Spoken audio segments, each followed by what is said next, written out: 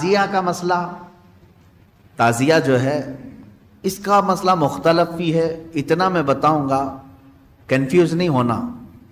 تعزیہ کو شرائط کے ساتھ اگر بٹھایا جائے تو جائز ہے، لیکن وہ شرائط پورے کرتے نہیں لوگ، اور ہم نے اگر اتنا ہی شوشہ کھول دیا تو بڑے بڑے دروازے لوگ کھول دیں گے۔ بات صرف اتنی تھی تعزیہ کی، امام حسین کا جو روضہ ہے اس روزے کی شکل کی کوئی چیز بنا کر کے آپ نے رکھ دیا، تو کسی بھی بزرگ کے روزے کی شکل بنا کر کے رکھنا مستحسن ہے، کوئی حرام کام نہیں ہے، ناجائز نہیں ہے۔ جیسے ہم گنبد خضرا بناتے ہیں، خانہ کعبہ بناتے ہیں، ہوتا ہے گنبد خضرا جہاں ہوگا ہم تعظیم کے ساتھ دیکھتے ہیں، لیکن اس کے ساتھ اگر ایسے معاملات ہوں کہ اس کو لے کر کے سڑکوں پہ ہم گھومیں گے، ناچیں گے، اور پھر اس پر چڑھاوے کریں گے، پھر اس کے ساتھ اپنے اپنے عقیدے جوڑ لیں گے، تو یہاں سے شیطان پھر گمراہ کرنا شروع کرتا ہے۔ کہ چند سالوں پہلے ہم نے دیکھا بہت خرافات ہو رہی ہے، ایک جگہ ہم نے کہا منع ہے، انہوں نے فوراً اس کو ختم کر دیا، نہیں کریں گے۔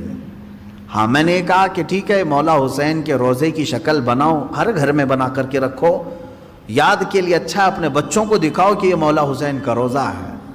ہم جیسے گنبد خضرا رکھتے ہیں اپنے گھروں میں، خانہ کعبہ رکھتے ہیں، امام حسین کا روزہ رکھنے میں کون سی دقت کی بات ہے؟ میں اتنا زیادہ مخالف نہیں ہوں اس چیزوں کا، رکھو، آپ پیتل کا بناتے بناؤ، تانبے کا بناتے بناؤ، سونے کا بناتے ہو بناؤ، اس میں حرج نہیں۔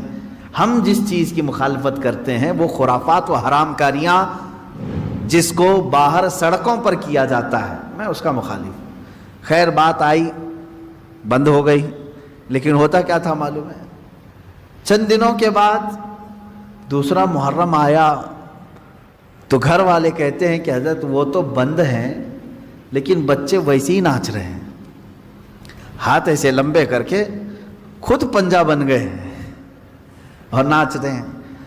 تو میں اس چیز کو مثال میں اس لیے بتا رہا ہوں کہ بنی اسرائیل بچھڑے کی پوجا کرتے تھے، حکم آیا ان کے قتل کا، قتل بھی ہوئے، بچھڑا بھی مار دیا گیا، لیکن زمانے تک ان کے دلوں سے بچھڑے کی محبت گئی نہیں تھی۔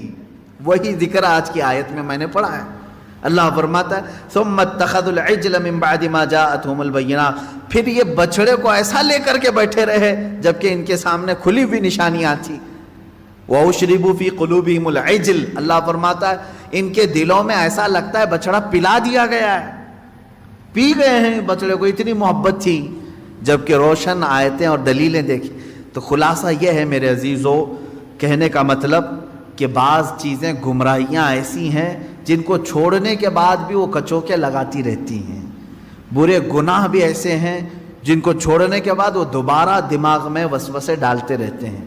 ان کاموں کو حتمی طور پر اپنے تصور میں بھی نہ آئے، اعوذ باللہ من شر الشیطان الرجیم کثرت سے پڑھیں، اعوذ باللہ من شر الشیطان الرجیم، من شر الشیطان الرجیم۔ اے اللہ میں پناہ مانگتا ہوں تیری مردود شیطان کی ان شرارتوں سے جو میرے دماغ میں ڈال رہا ہے۔ تو یہ اسی کی طرف سے ہوتی ہیں، وہ پرانے راستے پر لے جانا چاہتا ہے، گمراہی کی طرف لانا چاہتا ہے، وہ خرابیاں جن کو تم چھوڑ کر کے آئے ہو یاد دلاتا ہے ایک بار اور چلا جاؤ۔ اس کے لیے کثرت سے یہ پڑھا کریں، جب جب ایسا وسوسہ آئے کہیں اعوذ باللہ من شر الشیطان الرجیم۔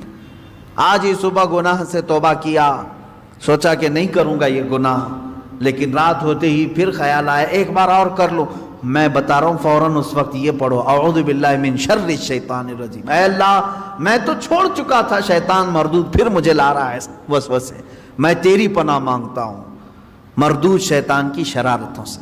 یہ باتیں یہاں تک ختم۔